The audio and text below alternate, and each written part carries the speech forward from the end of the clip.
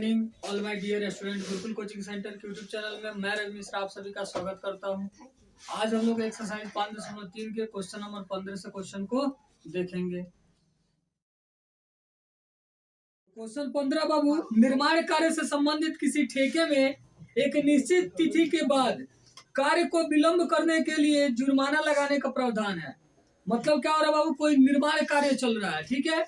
निर्माण कार्य में बोला गया है एक निश्चित तिथि, मतलब तिथि कोई भी फिक्स कर दिया गया, 10 तारीख हो, 15 तारीख हो, 20 तारीख, कोई भी डेट फिक्स किया गया।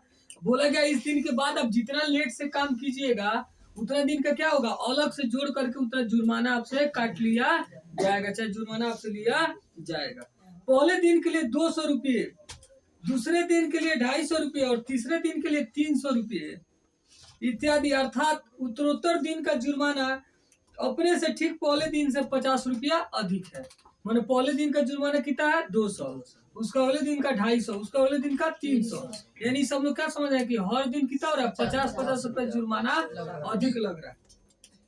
एक ठेकेदार को जुर्माने के रूप में कितनी राशि अदा करनी पड़ेगी, मतलब कोई ठेकेदार अगर क्या करता है कितना राशि उसे देना पड़ेगा यदि वो क्या करता है, यदि वह इस कार्य को 30 दिन विलंब पूरा करता है, 30 दिन लेट पूरा करता है तो उसे विलंब रूप में कितना रुपया देना पड़ेगा। तो पहले प्रथम दिन का जो विलंब का शुल्क है बाबू, प्रथम दिन का शुल्क कितना है, प्रथम दिन का शुल्क कितना है बाबू, यह हमारा ए हो जाएगा। और कितना है जी 200 रुपया, कितना रुपया 200 रुपया। और बोला प्रत्येक उत्तरोत्तर दिन क्या हो रहा है, 50 रुपया जुर्माना बढ़ रहा है। अर्थात प्रत्येक उत्तरोत्तर दिन लिखेंगे, प्रत्येक उत्तरोत्तर दिन का जुर्माना, प्रत्येक उत्तरोत्तर दिन का जुर्माना, यानी डी हो जाएगा बाबू कितना रुपया जी 50 रुपया। प्रत्येक उत्तरोत्तर दिन क्या हो रहा है 50 रुपया आपका जुर्माना पड़ रहा है। अब वो जो ठेकेदार है बाबू 30 दिन विलंब कार्य को पूरा करता है। लिखेंगे विलंब दिनों की संख्या, विलंब दिनों की संख्या n हो जाएगा वो कितना दिन जी 30 दिन, कितना दिन 30 दिन, ठीक है। तो बोला क्या है, तो 30 दिन का विलंब, इस कार्य में 30 दिन विलंब करता है तो उसे कितनी राशि अदा करना पड़ेगा। तो लिखेंगे इसलिए ठेकेदार को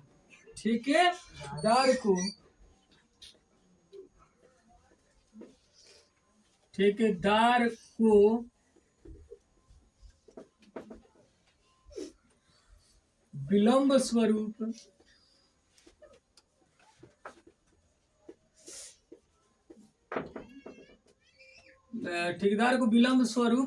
अदा की गई राशि, तो ऐसे लिख सकते हैं ठेकेदार के द्वारा विलंब स्वरूप अदा की गई राशि। तो कितना राशि अदा करेगा जी, तो क्या करेंगे हम एसएन ज्ञात कर लेंगे। तो एसएन बराबर सूत्र क्या होता है बाबू, n/2 into 2a plus n-1 into dt। तो टोटल कितना दिन लेट करता है जी 30 दिन, तो 30/2 2a, तो 2 और a का वैल्यू कितना है बाबू, a का वैल्यू कितना है 200 रुपया प्लस n-1 यानी 30 - 1 और d का वैल्यू कितना है 50 रुपया। तो 2 से कितना बार कट गया जी 15, और 2 से इसको गुना कर लेंगे कितना हो जाएगा 400 रुपया, अब प्लस इसको घटा लेंगे तो कितना हो जाएगा बाबू 29 × 50 रुपया। अब हो गया 15, यह है बाबू कितना 400 रुपये, ऐसे गुना कर लेंगे 9 × 5 = 45 के 5 80 लगा 4 5 10 और 4 14 और 0 1450 रुपया। अब 15 गुना इसको क्या करेंगे जोड़ लेंगे कितना हो जाएगा 1850। अब गुना करेंगे वो 15 से, तो 15 0 0, 15 × 5 = 75 के 5 80 लगा 7 15 बटे 120 और 7 127 के साथ हासिल लगा 12, 15 कम 15 और 12, 15 12 कितना हो गया 27। इतना रुपया उसे क्या करना पड़ेगा, ठेकेदार को जुर्माना के रूप में भरना पड़ेगा। ठीक है, मतलब ये था कि कोई भी काम करना था और काम का एक डेट फिक्स किया गया था कि उसके बाद से आप जितना दिन विलम्ब कीजिएगा उतने दिन का आपको क्या करना है, ठेकेदार से बोला गया कि इतना दिन में अगर काम नहीं दिए तो आपको इतना रुपया जुर्माना के रूप में देना पड़ेगा। बोला गया पहले दिन शुरुआत होगा 200 रुपया से, उसके बाद बोला गया कि उसका अगले दिन 250, उसका अगले दिन 300, यानी इससे क्या स्पष्ट हो रहा है कि हर दिन से अगले दिन 50 रुपया अधिक जुर्माना लग रहा है। तो प्रथम दिन जो जुर्माना लग रहा है, शुल्क जो लग रहा है, कितना रुपया लग रहा है, शुल्क लिखे चाहे जुर्माना लिखे, कितना रुपया लगा 200, और प्रत्येक उत्तरोत्तर दिन का जुर्माना कितना है 50 रुपया। तो विलम्ब कितने दिन किया ठेकेदार, तो बोला गया अगर ठेकेदार को काम पूरा करने में 30 दिन विलम्ब हो गया तो उसे कितना रुपया जुर्माना के रूप में देना पड़ेगा। तो विलम्ब दिनों की संख्या कितना हुआ 30, तो लिख गए ठेकेदार द्वारा विलम्ब स्वरूप, मतलब विलम्ब करने के चलते चाहे विलम्ब स्वरूप आधा की गई राशि, मतलब कितना रुपया आधा करना पड़ेगा, यानी टोटल दिन का जोड़ कर ना रुपया उसको देना पड़ेगा। जो एक दिन का विलम्ब शुल्क हुआ, दूसरे दिन का, तीसरे दिन का, चौथे दिन का, सब दिन का जोड़ करके उसको देना पड़ेगा। और जोड़ किससे निकलता है, एसएन से निकलता है ना, तो एसएन का सूत्र लिखिए n/2 × 2a + n - 1 × d, और मान यहाँ से इसमें पुट कर दिए। ठीक है, वैसे हम लोग देख लेंगे क्वेश्चन नंबर 16 को। ठीक है, क्वेश्चन नंबर 16 है, किसी स्कूल के विद्यार्थियों को, किसी स्कूल के विद्यार्थियों को उनके समग्र शैक्षिक प्रदर्शन के लिए स्कूल के विद्यार्थियों को उनके समग्र शैक्षिक प्रदर्शन के लिए सात नगद पुरस्कार देने के लिए 700 रुपए की राशि रखी गई है। 7 को पुरस्कार देना है बाबू, कोई प्रतियोगिता हो रहा है जिसमें 7 पुरस्कार देना है, और 7 पुरस्कार के लिए 700 रुपया रखा गया, नगद पुरस्कार, मतलब शील्ड मेडल वगैरह कुछ नहीं है, नगद पैसा दिया जा रहा है। तो 7 नगद पुरस्कार देने के लिए 700 रुपए की राशि रखी गई है। यदि प्रत्येक पुरस्कार अपने से ठीक पहले पुरस्कार से 20 रुपया कम है, यानी जो पहले मिला है उससे 20 रुपया कम उसके नीचे वाले को मिला है, फिर उससे 20 रुपया कम उससे नीचे वाले को, फिर उससे 20 रुपया कम उसके नीचे वाले को मिल रहा है, मतलब प्रत्येक बार जो फर्स्ट प्राइज दिया जा रहा है उसे 20 रुपया कम कर करके बाकी सारे प्राइज को देते जा रहा है। तो प्रत्येक पुरस्कार का मान ज्ञात कीजिए। तो सातों जो प्राइज दिया गया है A1 A2 A3 A4 A5 A6 A7, सातों पुरस्कार का मान आपको क्या करना है, ज्ञात करना है कि कितना कितना रुपया क्या किया गया, पुरस्कार दिया गया। तो पहले हम लिख लेंगे बाबू क्या कि नगद पुरस्कार देने की संख्या, पुरस्कार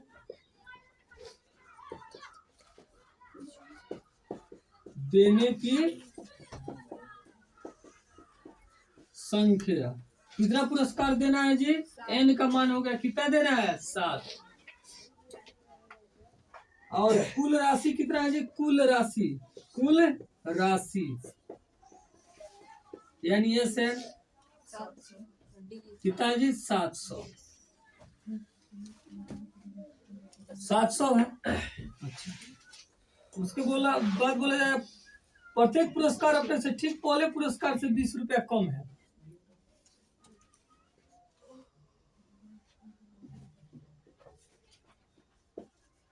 तो प्रत्येक पुरस्कार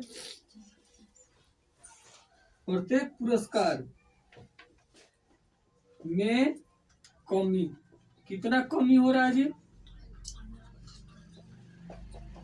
20 रुपये, आपका डी हो जाएगा, डी 20 रुपया कमी हो रहा है। तो बोले यहाँ माइनस नहीं लिख रहा है, कमी हो रहा है तो क्या होगा, डी का मान, यानी इसलिए डी बराबर हम लिखेंगे, डी बराबर क्या हो जाएगा, प्रत्येक बार कितना कमी हो रहा है 20 रुपया का, इसलिए डी बराबर क्या हो जाएगा -20, क्योंकि 20 रुपया हर बार क्या हो रहा है, कम हो रहा है, तो डी का मान क्या हो जाएगा -20।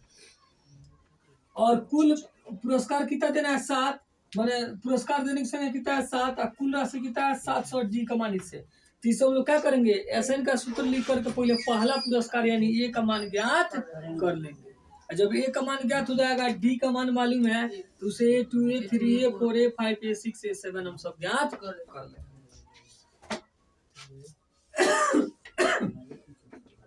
अब लिखेंगे क्या बाबू, यहाँ डी मालूम चल गया हमको, एन मालूम है, एस एन मालूम है, तो लिखेंगे चूंकि एस एन बराबर क्या है बाबू, एस एन बराबर कितना है यहाँ 700।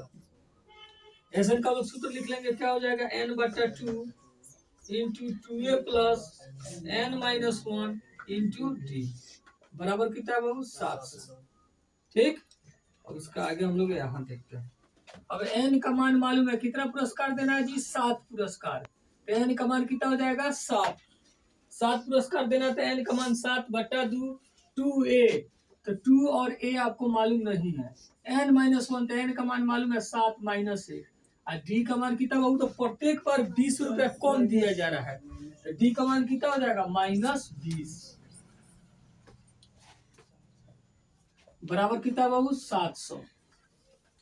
अब यहाँ क्या हो जाएगा बाबू, 2a प्लस 7 में से 1 चला गया तो कितना हो गया 6 गुने -20, इधर 700 और 2 बाबू नीचे है, भाग कर रहा है, तो इधर आएगा तो क्या करेगा गुना, यानी ऊपर चला जाएगा, और 7 ऊपर में है यानी गुना कर रहा है, तो नीचे आके क्या करेगा भाग, 7 से कितना बार कट गया 100, यह बाबू 2a प्लस माइनस माइनस 20 छक 120, और इधर क्या होगा बाबू 100 से 2 में गुना तो कितना हो गया 200, यानी 2a बराबर कितना हो गया 200 और माइनस 120, इधर है क्या हो गया प्लस 120, यानी 2a बराबर कितना हो गया बाबू 320, 2a बराबर कितना हो गया 320, तो a बराबर निकाल लेंगे, तो a बराबर कितना हो जाएगा 320 बटा 2 से कितना बराबर कट गया 160,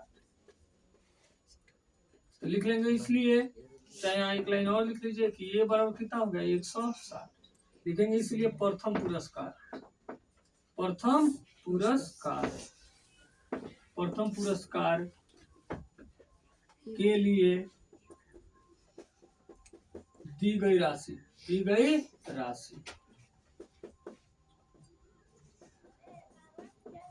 यानी A1 यानी ए का मान कितना हो गया बाबू 160 रुपया, यानी पहला जो राशि दिया गया पुरस्कार में कितने रुपए दिया गया 160। और दूसरा पुरस्कार के लिए दी गई राशि A2 का सूत्र क्या होता है a प्लस डी, a का मान कितना है जी 160 और प्लस डी का मान है -20, यानी 160 माइनस 160 रुपया माइनस 20 रुपया, यानी कितना हो गया 140 रुपया है, प्रत्येक बार 40 20 रुपया कम दिया जा रहा है। फिर तीसरा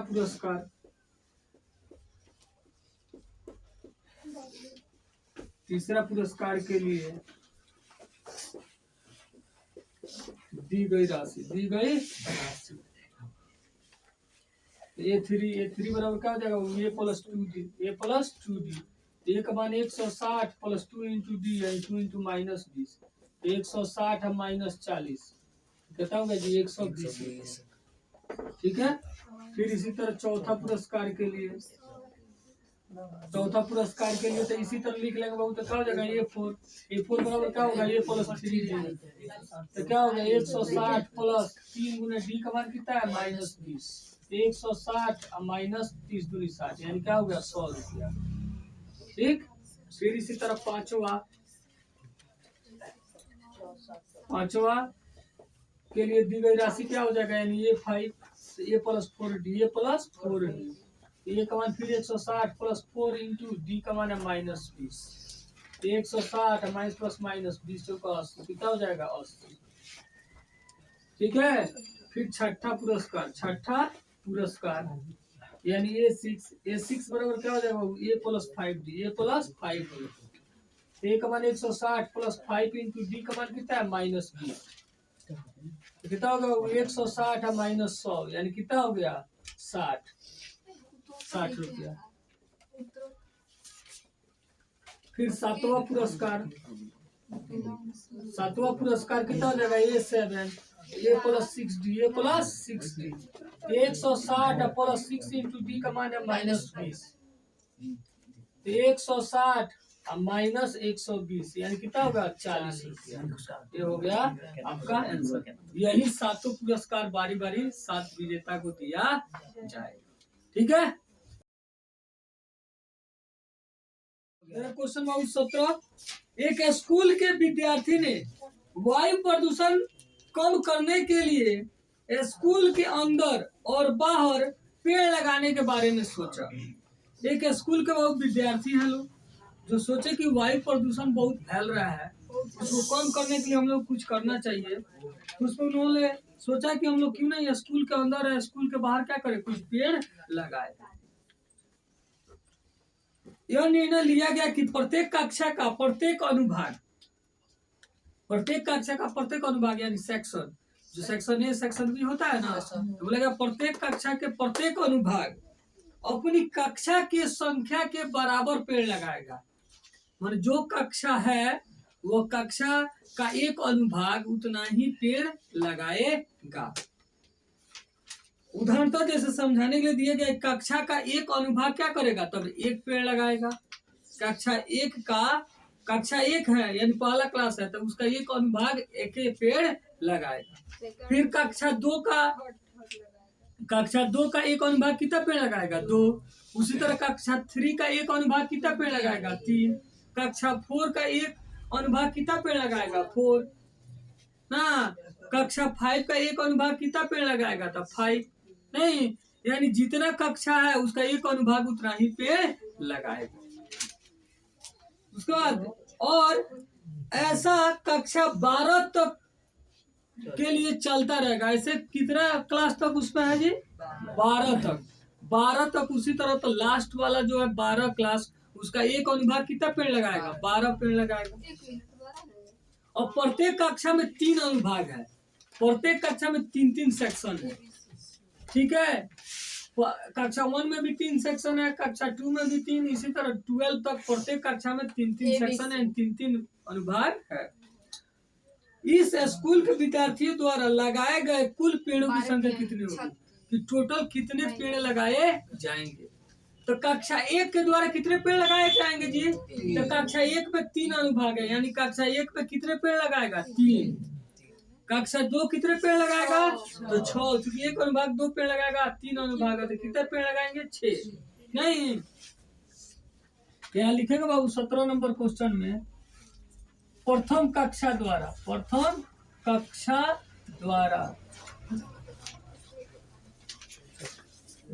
लगाया गया पेड़ की संख्या,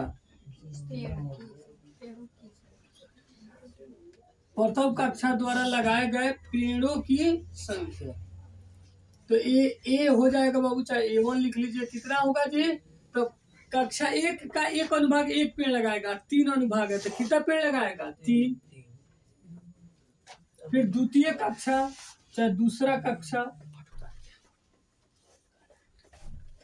कक्षा द्वारा लगाया गया पेड़ों की संख्या, यानी A2 का मान कितना हो जाएगा जी, तो कितना हो जाएगा, 6।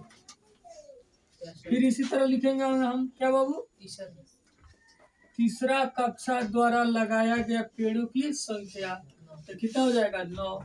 इसी तरह लास्ट तक हम जाएंगे बाबू, लास्ट तक हम बढ़ते हैं। लास्ट तक कहाँ तक पहुँचते हैं, 12 कक्षा द्वारा लगाए गए पेड़ों की संख्या, यानी ये 12 का मान कितना हो जाएगा, 36। ठीक है। अब बाबू A1 A2 A3 मालूम है तो उससे क्या करेंगे, हम D निकाल लेंगे, लिख लेंगे। इसलिए D बराबर A2 माइनस A1, तो 6 माइनस 3 तो कितना हो गया जी, 3। और A1 यानी A1 का मान कितना है, 3। ठीक है। और N का मान कितना हो जाएगा, N का मान कितना हो जाएगा, 12, क्योंकि टोटल कितना कक्षा है, 12। नहीं लिखेंगे, इसलिए स्कूल के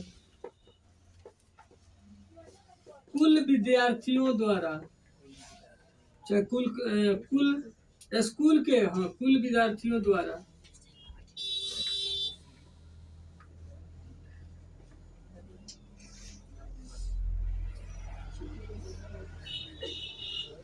स्कूल कुल विद्यार्थियों द्वारा लगाया गया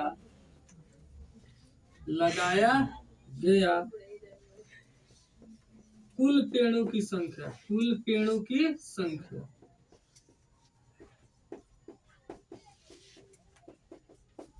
यानी एस एन बराबर तो क्या हो जाएगा बाबू, एन बट्टा 2 into A plus A N. या हमको डी का भी कोई आवश्यकता नहीं है, क्योंकि एन का मान कितना है, टोटल 12 क्लास है तो 12 हो गया, 12/2। अब पहले कितना क्लास लगाया है, 3 पेड़। लास्ट वाला क्लास कितना पेड़ लगाया है, 36 पेड़। 2 से कितना हो गया, 6। अब गुना इसको जोड़ लेंगे, 36 दिन कितना हो जाएगा, 39।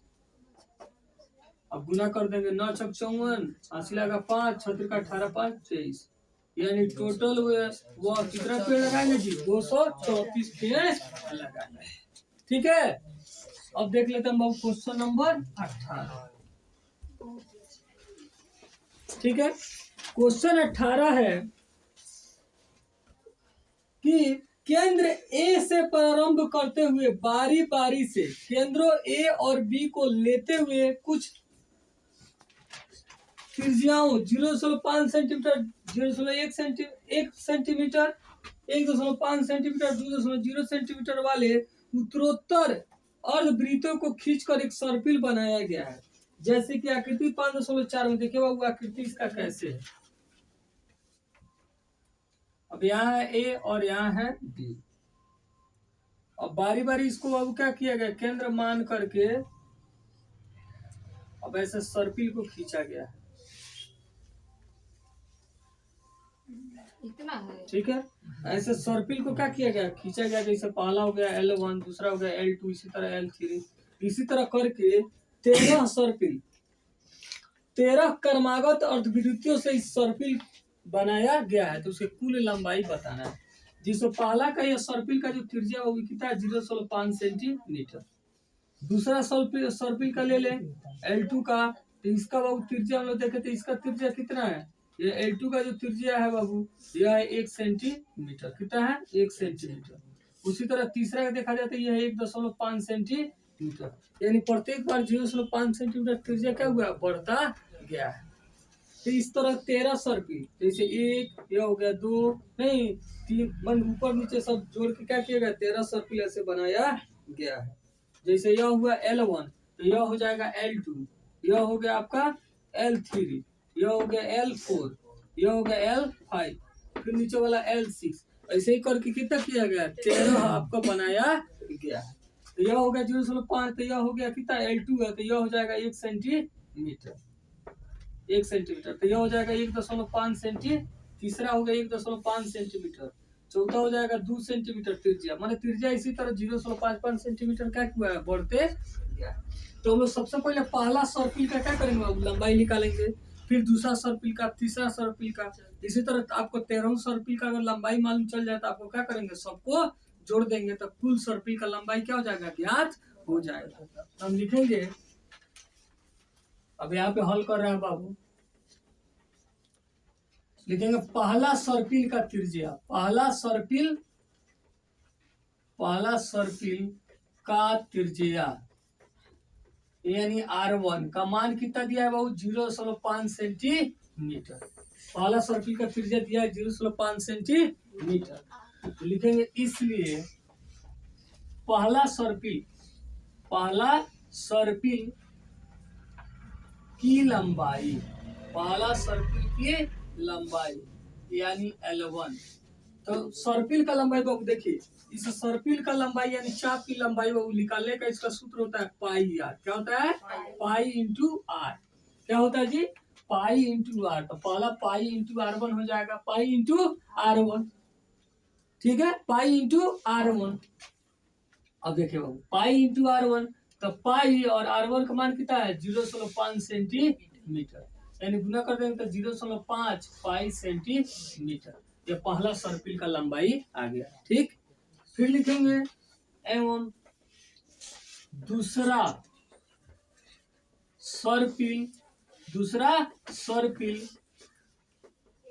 की त्रिज्या, दूसरे सर्पिल की त्रिज्या, यानी R2 का मान कितना दिया है बाबू? 1.0 सेंटीमीटर।